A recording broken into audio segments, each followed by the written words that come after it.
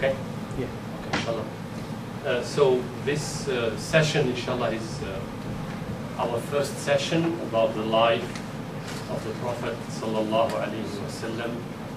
It's called Seerah in Arabic, which is the tracing of the footsteps, if you wish, how he lived, in what society he lived, what did he do, what are the major events that are documented in the books of history as part of his life, and may Allah be pleased with him. And so, according to the schedule, the way the session or this topic was broken down, it's in two sessions. There is this one, which is was planned to cover the Makkah period of the life of the Prophet sallallahu alaihi wasallam. And then, inshallah, the next session will be the one that covers the Medina period. These two are known throughout Islamic history as the proper way of looking at the life of the Prophet sallallahu alaihi wasallam, because they are two distinct periods in history, with the pre-revelation time, post-revelation time, and what he had endured at the hands of the tribe of Quraysh. And then, of course, when he was driven out of Makkah and forced to flee in Hijrah, we call this moment in time Hijrah or migration, this period onward all to the point of the passing away of the Rasulullah is called the Madani period.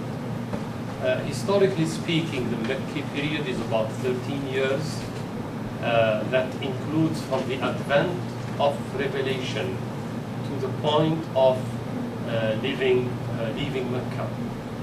And then the period of Medina is about 10 years, which is from the time of Hijrah to the death of the Prophet ﷺ. So historically, that's how it's broken. However, because of the amount of material that we have to cover, it is not realistic to really do this in two sessions. So what I'm trying to do, inshallah, in this session, we will cover pre-Islamic Arabia. What was society like? What was this society in which Islam and this message of Islam was revealed? So that we really understand the context.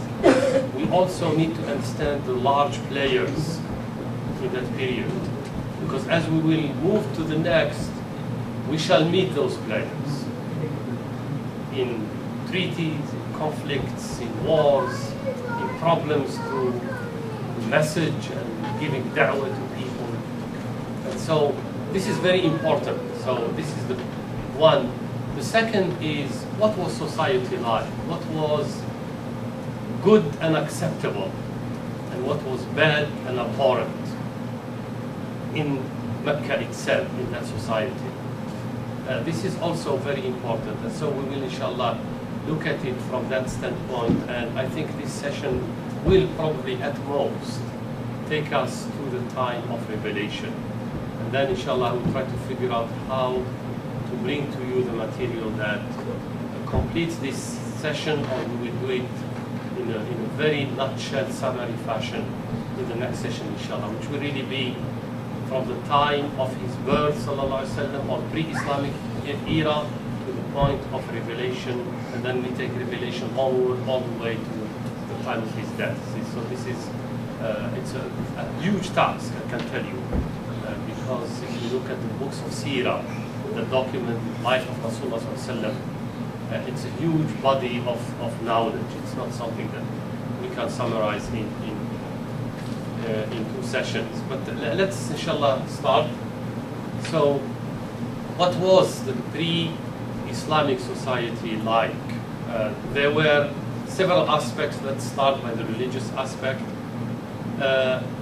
Historically, historians say that most of the Arabs, which were the dwellers of the Arabian Peninsula, really had complied with the call of Ismail, who is the son of our father, Prophet Ibrahim alayhi salam.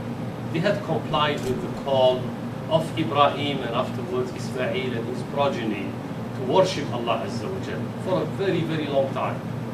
So they did worship Allah for a very long time, profess the oneness of Allah, and even at the time of Rasulullah they used to know Allah and know that He is one. But something happened in which one of their leaders that they revered so much, and he was renowned for righteousness, his name is Amr ibn Lu'ay. This man who had acquired so much respect from his people apparently went on a trip to Syria. And when he went to Syria, he found people worshipping idols. And so he brought some idols with him. And really it was not out of malice or anything bad.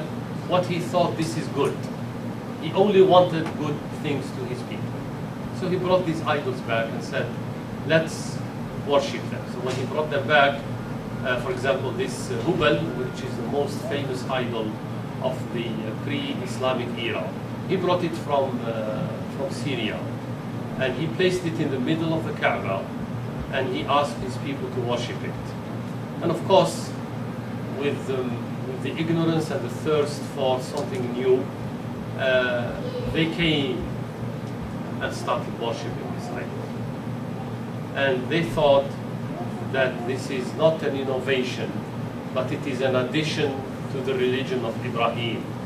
It is not a corruption of the religion of Ibrahim. They never thought that it that way.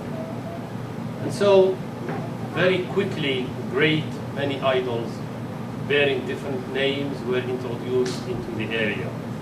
And we know that the Arabs used to come still to Makkah to perform pilgrimage. They still used to do that. So when they used to come, they were given idols.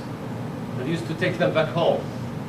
And so they ended up, by the time the message of Islam came, there was not a single house that did not have an idol.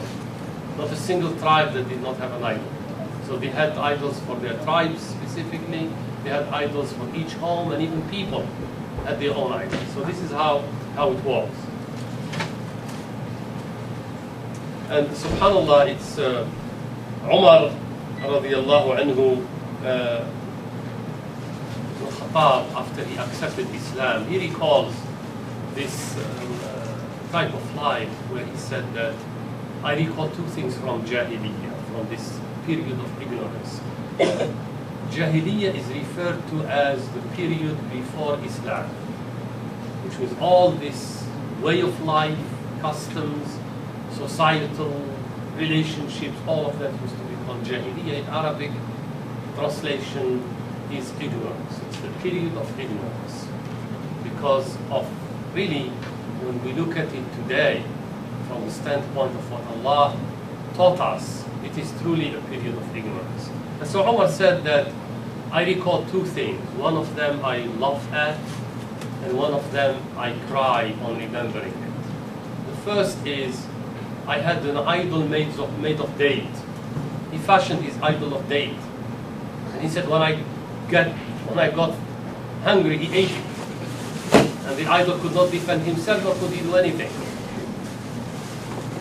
Unfortunately, the other one that he said when he remembers, he cries.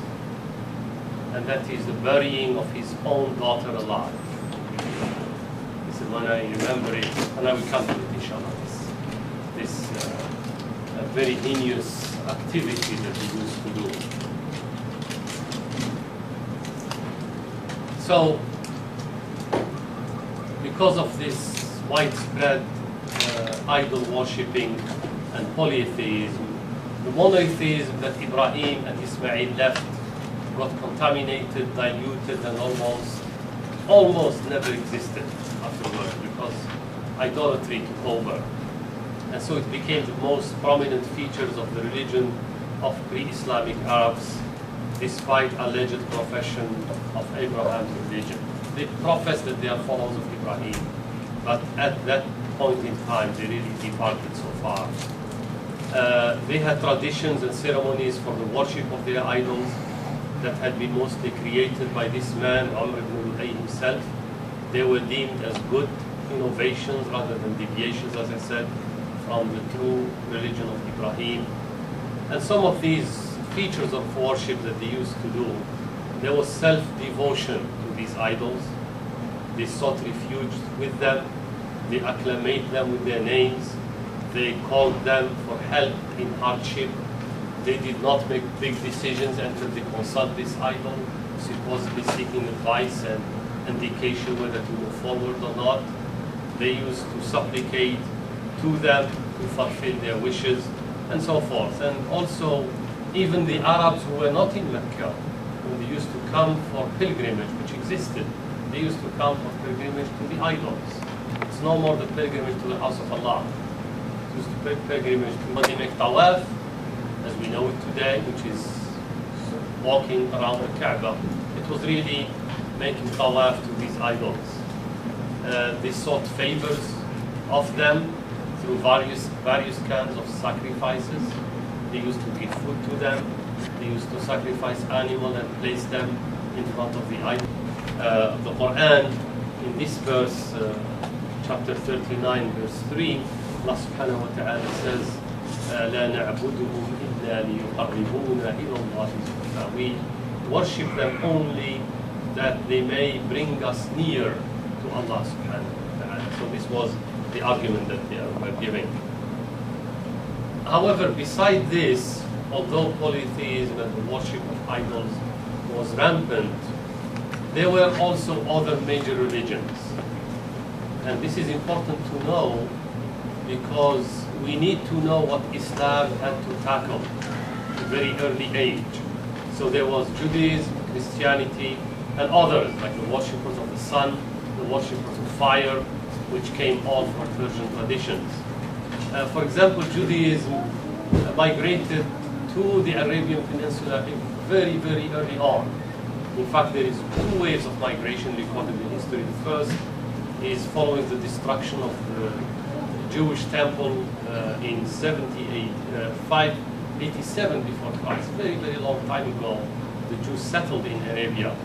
And then with the Roman occupation of Palestine in 70 AD, there was in fact called the tidal wave of migration of Jews to Arabia. Jews were known to have established major tribes. They have built forts, castles, and they built villages. They used to conduct a sedentary life, which means in villages and small cities, and they were extremely wealthy.